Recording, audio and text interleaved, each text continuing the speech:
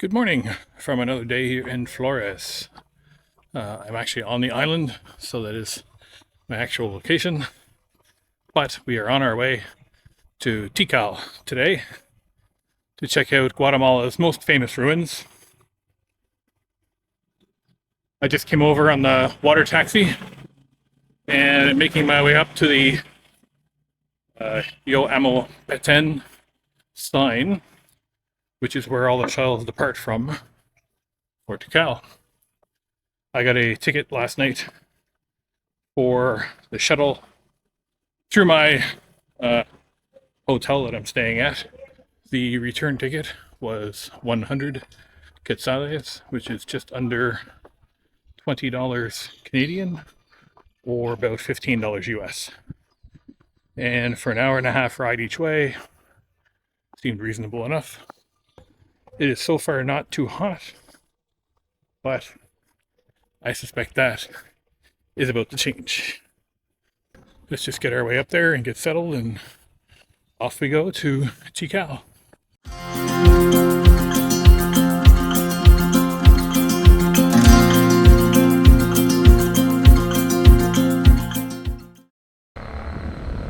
So this is, generally speaking, the meeting point for almost all the shuttles to and from Flores, is at this Yo Amo Petén sign. This parking lot here, you can see one of the vans over there pulling in. But yeah, generally speaking, this is kind of the corner where all that action happens. And I'm about 20 minutes early, so I'm just going to wait for a bit till the shuttle shows up, and then off we go.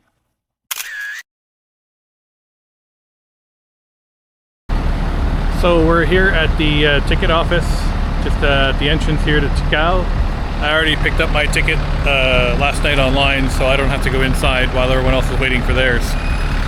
But I still do have to wait because everyone's still got to buy theirs. But anyway, it's been about almost an hour and a half since we left Flores to get to here.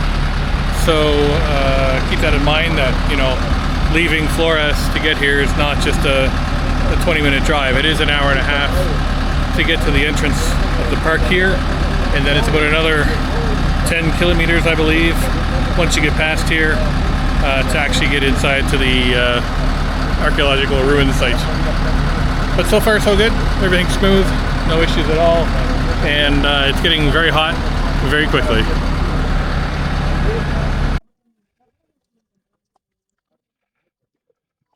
All right, so we've just arrived, and I'll kind of give you the lowdown on things up to this point.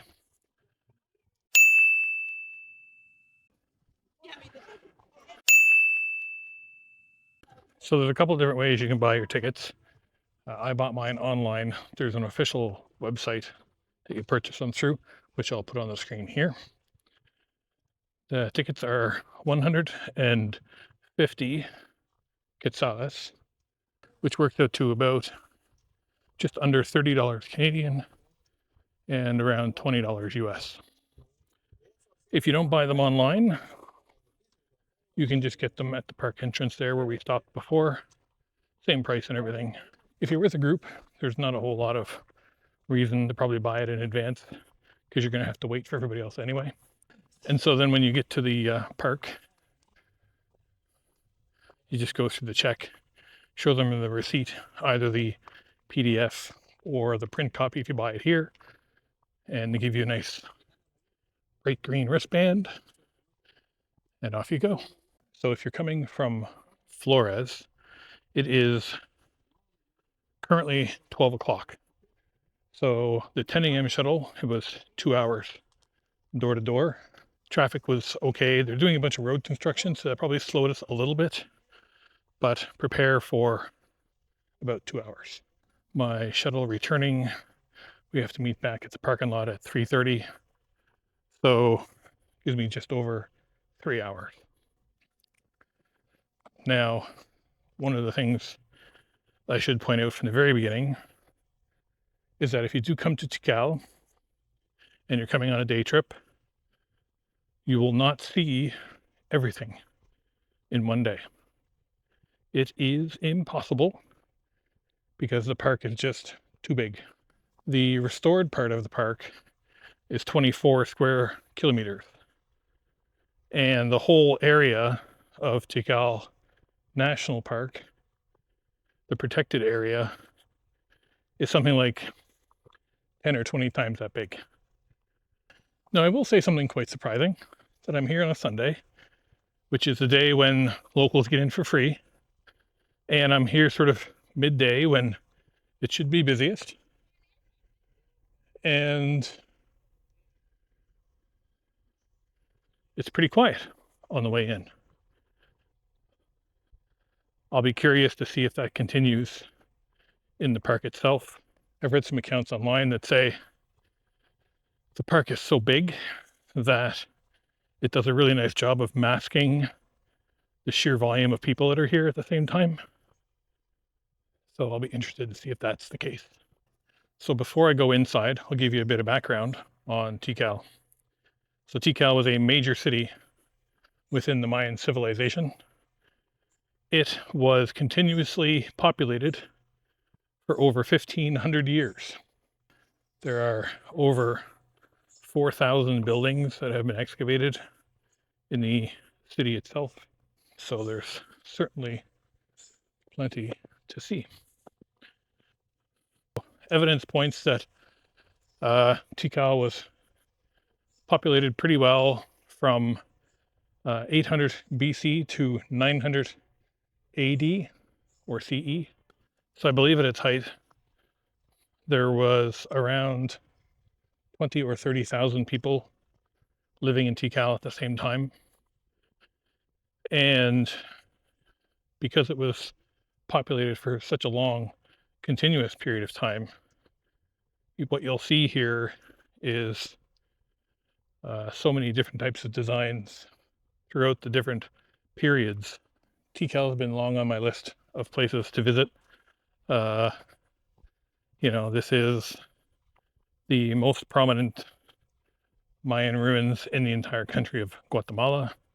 So throughout our visit today, I'll be referencing this map to kind of show the spots that I've visited, and we'll also give you an idea of just how big the whole place is in its entirety. When you come to Tikal, make sure you have very good walking shoes, because the site is so big that things are pretty spread out. For example, where I'm heading now is about a 15-minute walk from where I got my wristband. And if you hear water sloshing around, that's the 2 bottles of water I have with me today.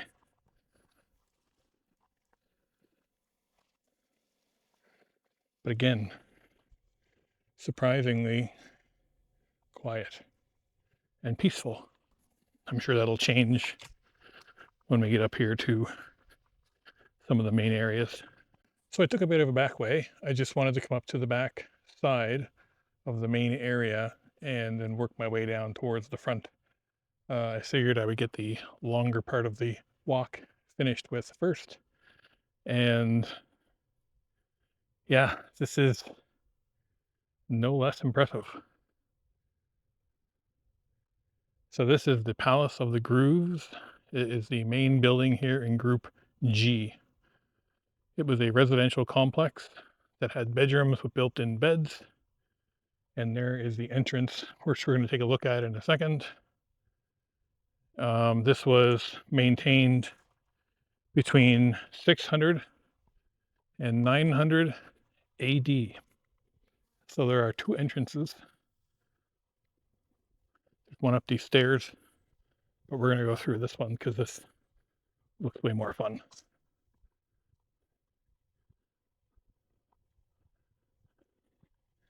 You can see some carvings on that rock face right there.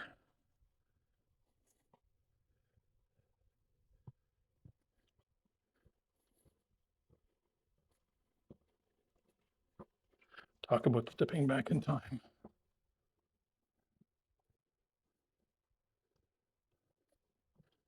You can even see on the corner here some of the green pigment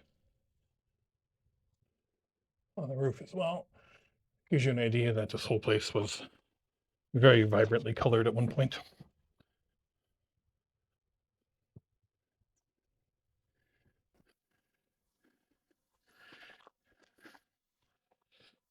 here's the main courtyard.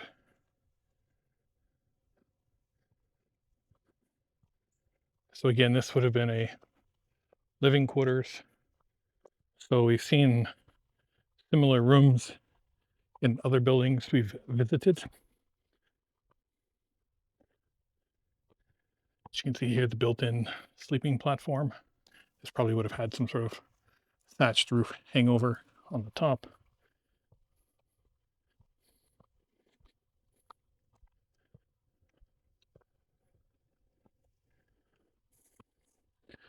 More rooms down there. More rooms here. And then you've got these impressive window cutouts going through the walls.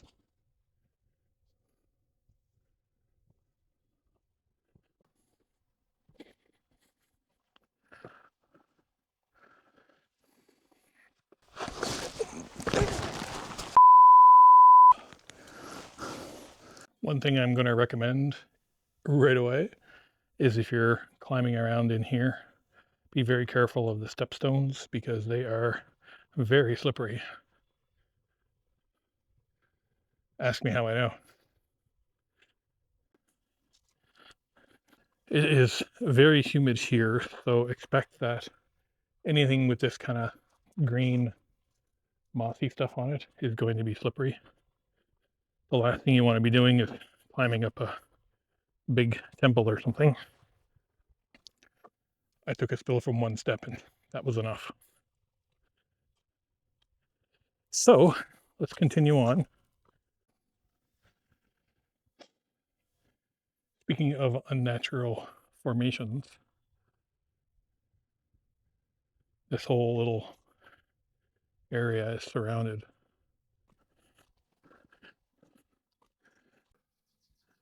It's almost impossible to fit the whole thing in the frame. So I'm going to go over here a little bit so you can see it better.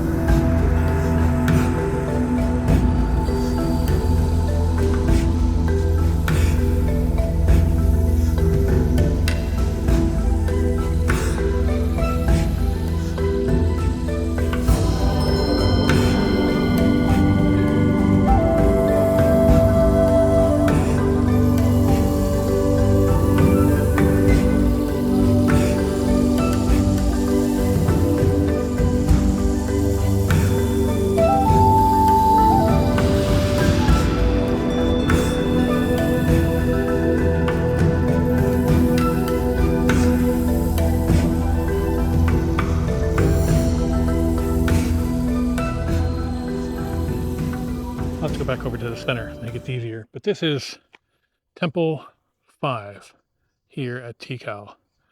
This thing is absolutely massive, in a word. It is one of the first grand temples that was built here. So in about 600 AD, the current king of Tikal was named Animal Skull, and he commissioned this building. It stands 52 meters in height, or about 160 feet, and it's oriented to face due north because the Acropolis is just over here.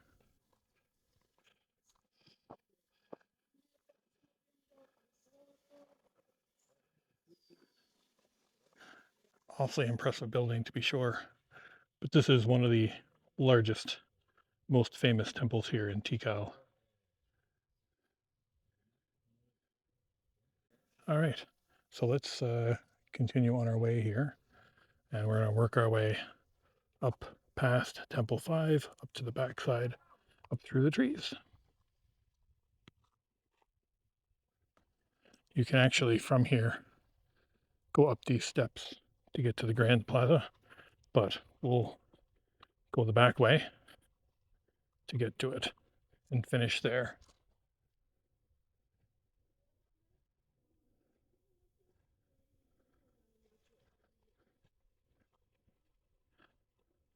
So just up the hill here, behind Temple 5, which was just back there, we're coming up to one of the spots I was most looking forward to seeing.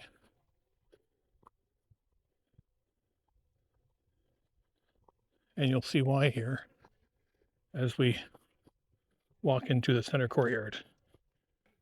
Because I think, for my money, if any place here reminds you of adventure movies like Indiana Jones, pretty sure this will do it.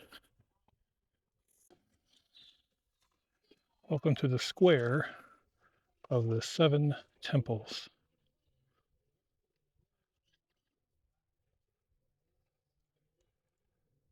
So I don't think I need to explain the name of the square of the Seven Temples,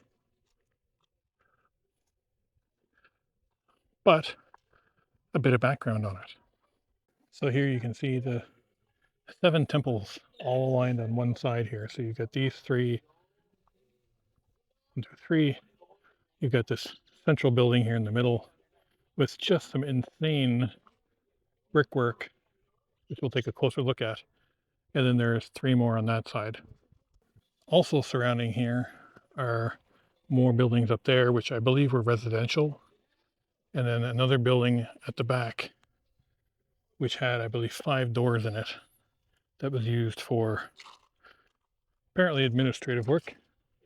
So there's your Mayan tax accountant's office. Here's another good example of just how much vegetation has grown over these places. So, they get the first 3 stairs exposed, and the rest is still covered up in vegetation and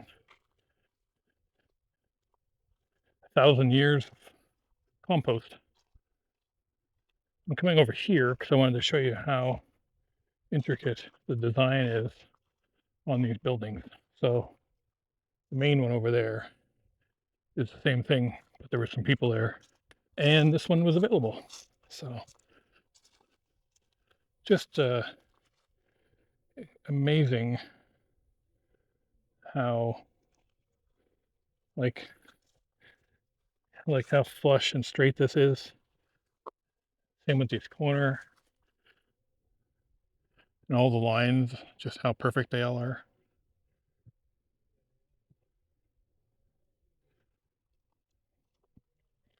Pretty impressive for 11 to 1200 years ago.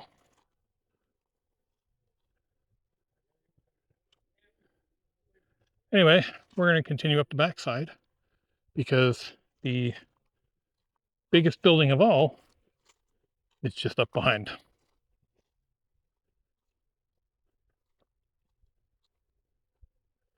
Just making my way over to the square of the Grand Pyramid, or El Mundo Perdido, and just wanted to showcase one of the, smaller, less important, but still just completely striking temple buildings that are here. But here, as we're going to walk around to the front here in a second,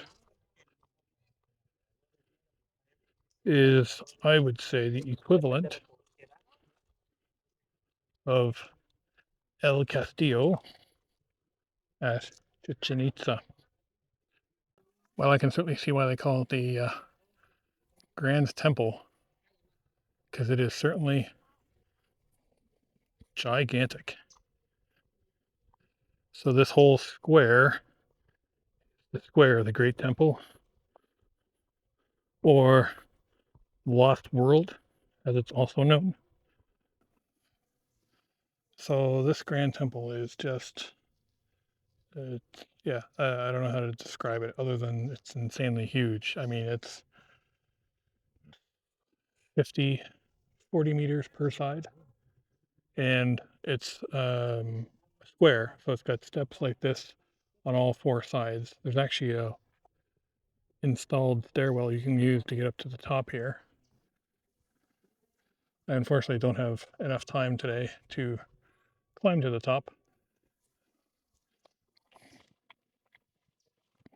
So this temple was constructed between 250 BC and 150 AD. So it's a very old building here in Tikal. It comprised a total of 60,000 square meters for this open area here in the square.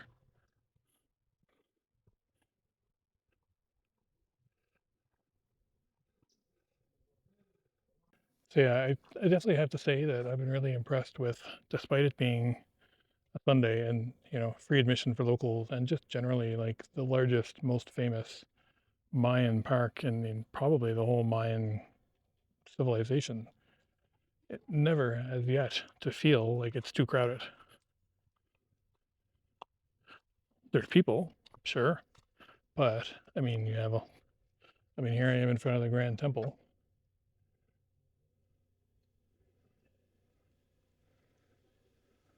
and there's hardly anybody here. Here's another one of the temples that comprise this Grand Temple Square. And it continues because there's another one over here, another one back there.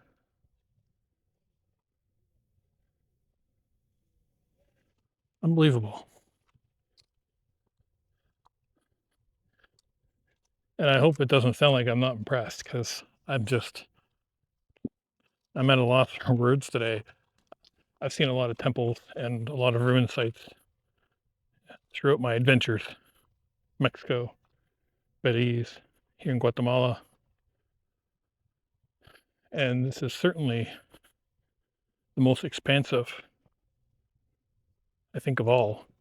And with the most impressive amount of buildings that are still left over, which surprises me a little bit. And I'd be curious to know the history of why, when Tikal was abandoned, and maybe it's a location thing, why the Spanish didn't tear it to the ground too.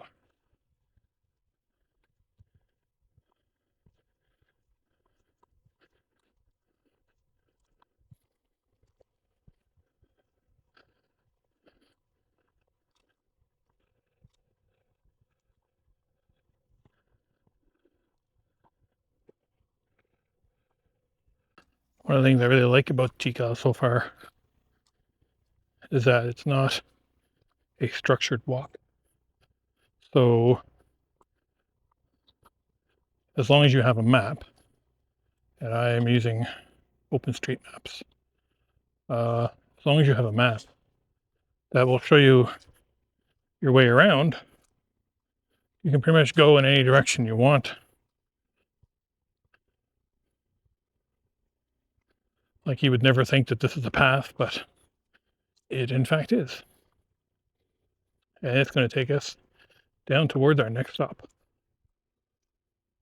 This is pretty cool through here.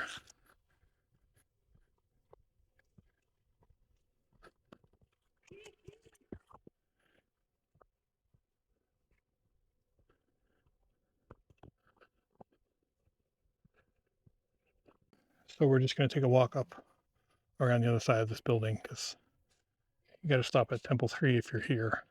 Temple 3 is known as Temple of the Jaguar, and it was constructed around 810 AD,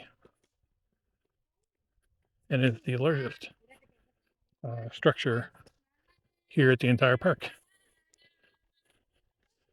It's also different in that it only has 2 rooms at the top instead of the traditional 3. Just a stone here that's fenced off, but I wanted to show the weave design that's on the side of it and how incredibly intricate it is. And then the Mayan carvings on top. So we're just coming up here to the Grand Square,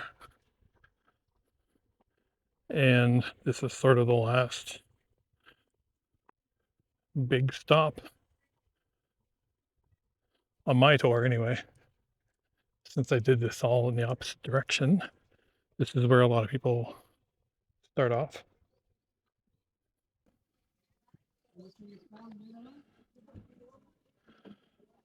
Wow.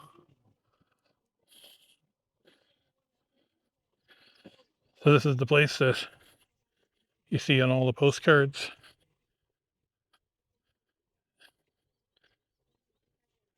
These are the temples that you see in Star Wars, though from a distance. This is sort of the big central area. Well, I thought about showing it to you all from the bottom, but since we're here, and since there's stairs up to the top, let's go have a look at the Grand Square from the top of Temple number 2.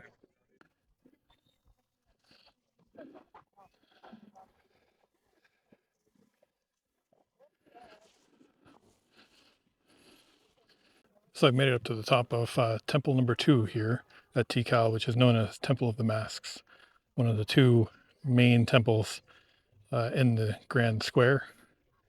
And the hike up to the top was totally worth it for this view.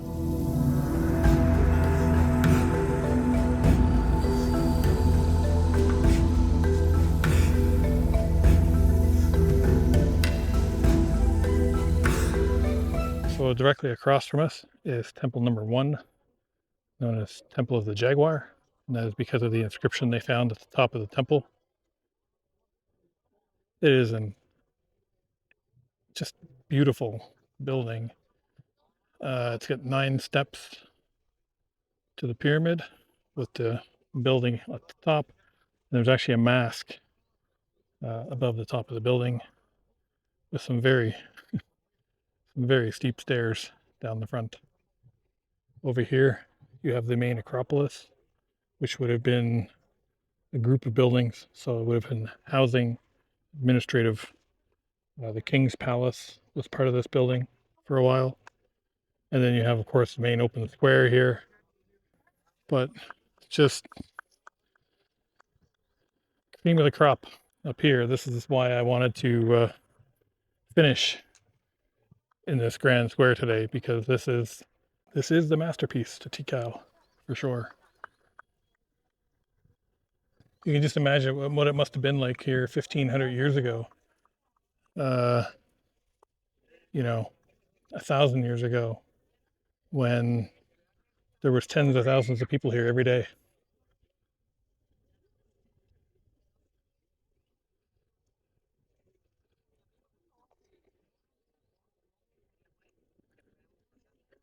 And despite there being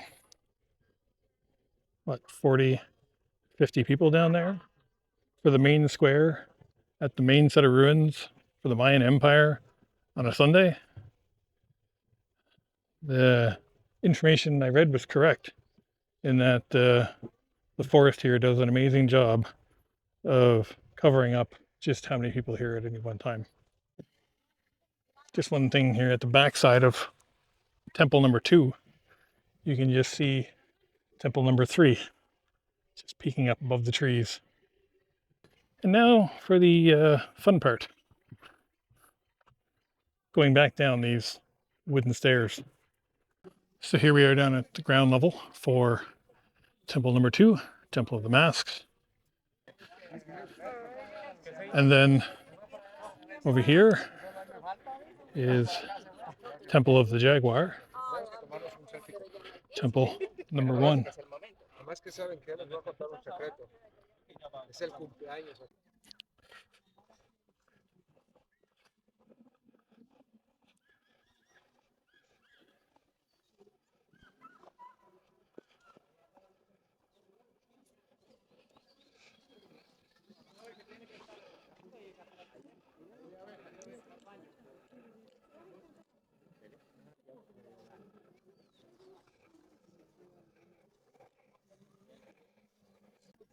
Got some visitors up in the tree.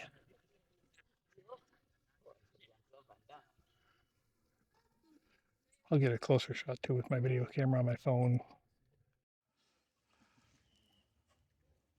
Yeah, because we're filming for him. He's photographing because he's being a tourist. No, I'm doing it for you. It's for you. User.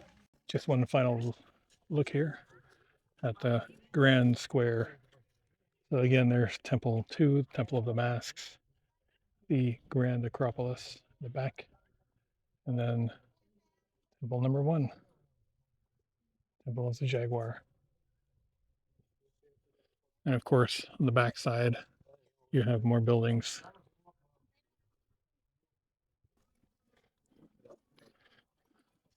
It's a pretty amazing place.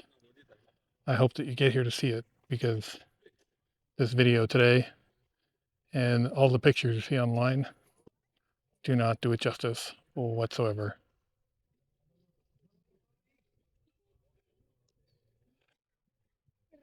So I'm just at the back of the Temple of the Jaguar there, and I'm coming down this road, working my way out.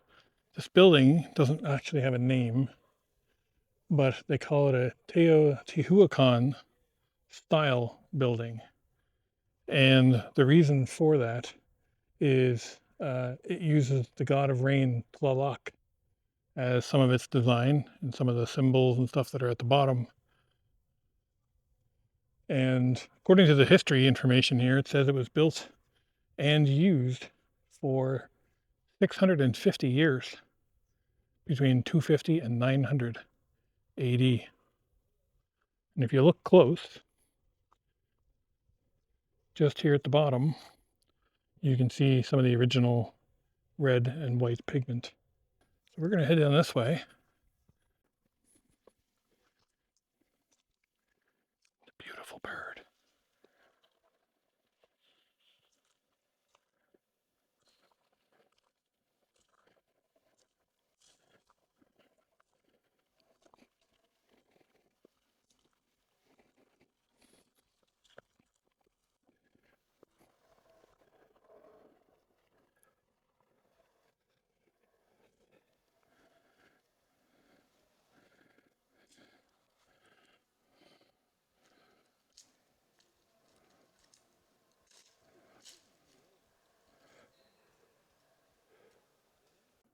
I think most people kind of go at the main road when they're leaving, but I thought this would be a much nicer walk down here through the woods.